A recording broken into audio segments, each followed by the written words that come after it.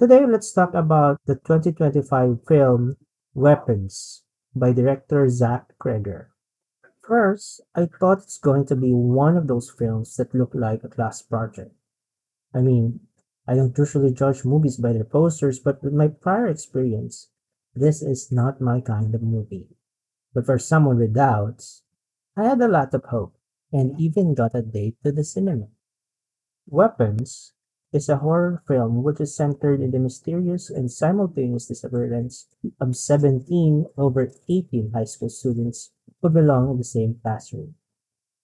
Alex, being the only one to arrive in their class, was questioned by authorities, but the high schooler claimed that he didn't know anything, or even if there was any plan of any sort. Clearly, he wasn't informed. The teacher of that particular class is Justine, a short-haired blonde who's probably in her early 30s, was one of the most attacked personnel in the story. Several of the parents believed that she may be involved in those disappearances, but having no evidence or any clear connection, the authorities just see no reason to suspect her. Besides Alex and teacher Justine, there were also four main characters in the film, namely Archer, Paul, James, and Marcus, each of which had their own experiences in the lurking danger that the antagonist, Alex's Aunt Gladys, continuously deals. Director Zach Kreger mentioned that while this film is fictional, it has its inspirations from his real-life experiences with loss and grief. The cast even shared meanings and symbolisms they worked on while doing the film. Of course, the Linguistics magazine would love to provide a different lens in analyzing the contents of the film. Aunt Gladys is a parasitic witch depicted as an old sickly woman wearing a curly ginger wig to hide her bald head. Pretty much like those bald witches in the 2020 movie The Witches, featuring Anne Hathaway, but older and lacks skills doing her makeup properly.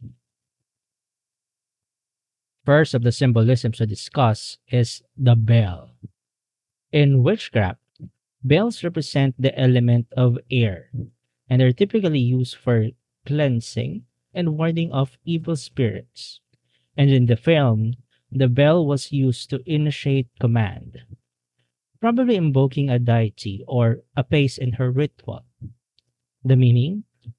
Well, it reflects agency, the very power to initiate and take action, and how it influences control and direct one's actions. Second is the thorny twig from her mystical plant. It is a bit expected that as a witch, we would be seeing elements of nature in her practice, particularly the use of plants or wood, which also serves as one of the life giving forces of nature. In Aunt Gladys' witchcraft, however, the thorny twig serves as a means to channel her intentions towards another person or to multiple people. All she needs are smears of her own blood and a piece of unsuspecting person's ownership. And with a snap of that twig, her bidding happens. So, what does that show us? That the thorny twig was never actually meant to give life. Instead, it was a tool for corruption. And corruption is never good. It takes so much life more than it gives. Does it remind you of something?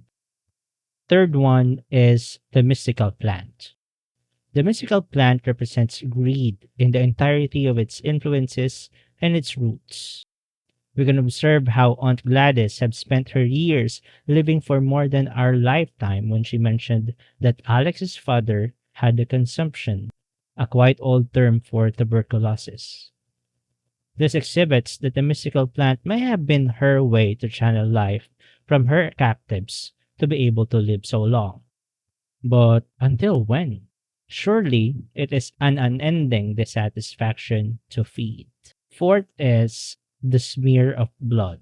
Blood is definitely a key component in blood magic.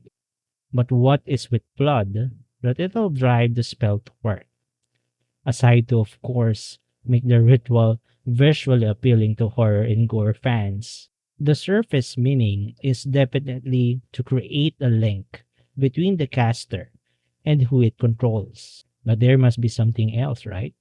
Until Alex was able to repurpose the spell, and we all thought that maybe the twig answers to anyone linked to their bloodline. But it is still unsure. There still exists a possibility that the twig might answer to whoever's blood was smeared to it and whoever knew of the practice. But clearly, the spell was powered by the twig. But was blood just a simple component of that spell, or was it as powerful as a twig that it requires it? And what else would be as powerful as blood that it could ask another to succumb to its control? In blood magic, there is nothing more powerful than blood, but the quality and manner that it was given, the willingness of its source. In this film, blood represents determination and willingness. How willing were you to be an instrument of corruption? How willing were you to take part of this greed? How determined were you to do such actions even if it means pain to others? So, I ask you now, did you also smear your own blood on a thorny twig? Fifth is the bowl of water.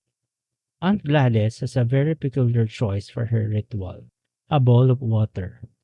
She even mentioned that she hadn't questioned her own preference anymore.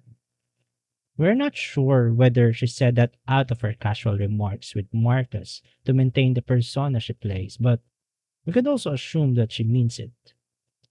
The bowl of water obviously represents a favored fail-safe system. It was no ordinary measure, it was what she requires and what she prefers.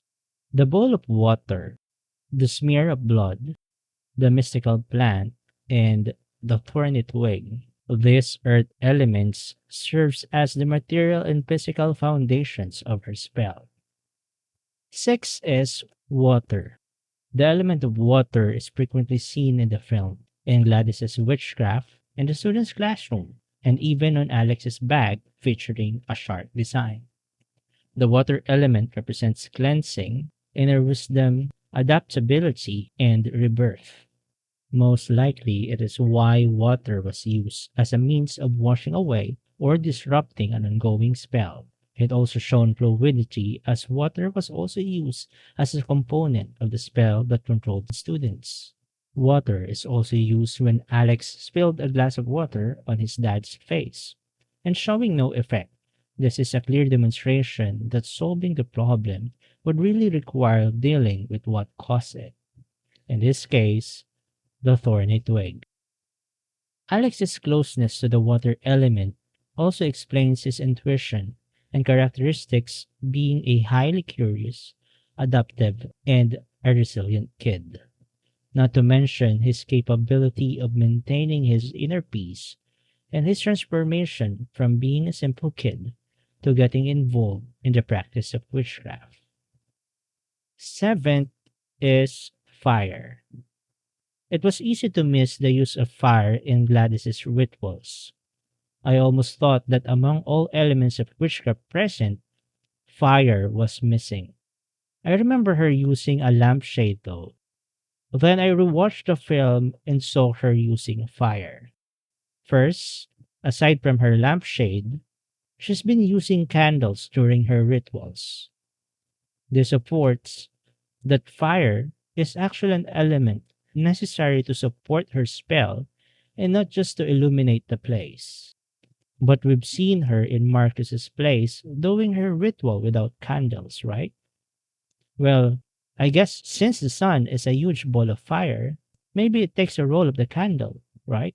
Second, I saw her igniting the leaves and pieces of students' papers soaking in a bowl of water, which is a spell meant to simultaneously control the kids. This solidifies my theory that fire in the film is an element with spell enhancing capabilities. Fire that could be gained from any source. So, what does fire represent? It's none other than the motivating factors. It could be because of personal motives, influences of colleagues, parents, peers, or the society. I mean, what enhances our actions in life but a huge motivation, right? And those are the different representations of the elements of witchcraft in the film Weapons.